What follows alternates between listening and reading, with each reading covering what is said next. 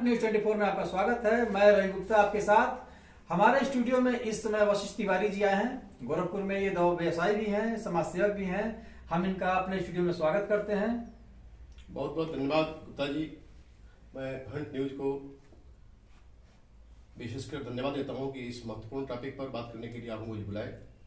आज पूरा समाज पीड़ित है, खासकर महंगी दवाइयों के चक्कर में।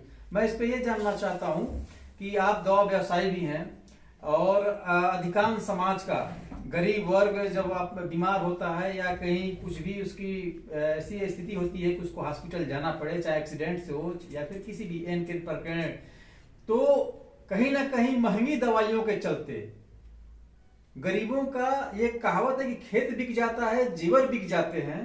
तो ऐसी दशा में जेनरिक दवाइयों का क्या रोल है? जो सस्ती होती हैं, तो किसी भी बीमारी में, ऑपरेशन में जेनरिक दवाइयां कहां तक कारगर हैं? आपने बहुत ही वैलिड सवाल पूछा है, जो समाज के लिए बहुत बड़ा एक यक्ष प्रश्न है। समाज के बहुत सारे लोग इस बात को जान नहीं पाते कि महंगी दवाइयां क्यों हैं और ये कहां से सस्ती उपलब्ध हो पाएंगी। आजकल सरकार की अनेकों योजनाएं चल रही हैं जिसमें जेनरिक दवाइयां उपलब्ध कराई जा रही हैं। बहुत सारे मेडिकल स्टोर्स अलग खोले गए हैं, जन औषधि भंडार अलग खोले गए हैं, जहां तक आम पब्लिक पहुंच नहीं पा रही है जी। दवाइयां लगभग सब एक होती हैं। अब जो बाजार में महंगी दवाइयां हैं, जिसको हम ब्रांडेड दवाइयां कहते हैं, आज ब्रांडेड दवाइयों का रेट हाई होने का एकमात्र वजह होता है कि उसकी मार्केटिंग कॉस्ट। जैसे हम दवा के व्यवसायी जानते हैं कि इसमें उसके बीच में एमआर होते हैं, उनके ऊपर एरिया मेजर होता है, उसके बाद रीजन मेजर होता है, जोनल मेजर होता है, सेल्स मेजर होता है, प्रेसिडेंट, वाइस प्रेसिडेंट और सीईओ होते हैं। बहुत सारे लंबी चैनल है। इस चैनल का टोटल खर्च इन दवाइयों पर ही इनबिल्ट होता है। जैसे कोई दवा 5 रुपए की बाजार में आई, उसका मैन्युफैक्चर 5 रुपए है, तो उसको बीच के जो खर्चे हैं उसको मीट आउट करने के लिए कंपनियां रेट बढ़ा देती हैं, ताकि उनके लोगों को चैनल को जो मार्केटिंग के कास्ट होती है, मार्केटिंग कास्ट बढ़ जाता है। धीरे धीरे वो मार्केट में आता है तो उसका रेट तो वही रहेगा ना। तो आम पब्लिक, जो एंड कस्टमर है, एंड कस्टमर जो हमारा जो हम मरीज होता है, सारा बोझ उसके ऊपर जाता है। इससे बचने के लिए भारत सरकार ने अनेकों व्यवस्था की है। जैसे जेनरिक दवाई का नाम दे दिया उसने। जेनरिक दवाई वही दवाई है, जैसे हम एग्जाम्पल है, एक दवा मेरोपेनम आता है। मेरोपेनम हायर एंटीबायोटिक है, बहुत ही सीरियस डिजीज में उसको इस्तेमाल किया जाता है। वो बाजार में 400 रुपये लेकर के 4000 तक का है।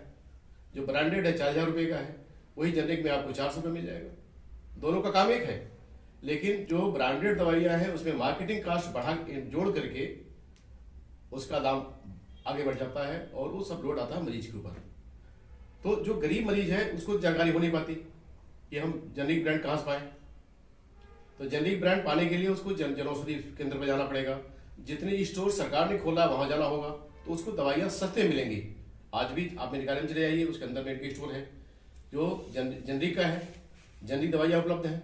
बहुत से जिसे किसी मालिक्यूल का नाम दे दिया गया कि फला मालिक्यूल से मेरोपेनम दे दिया गया।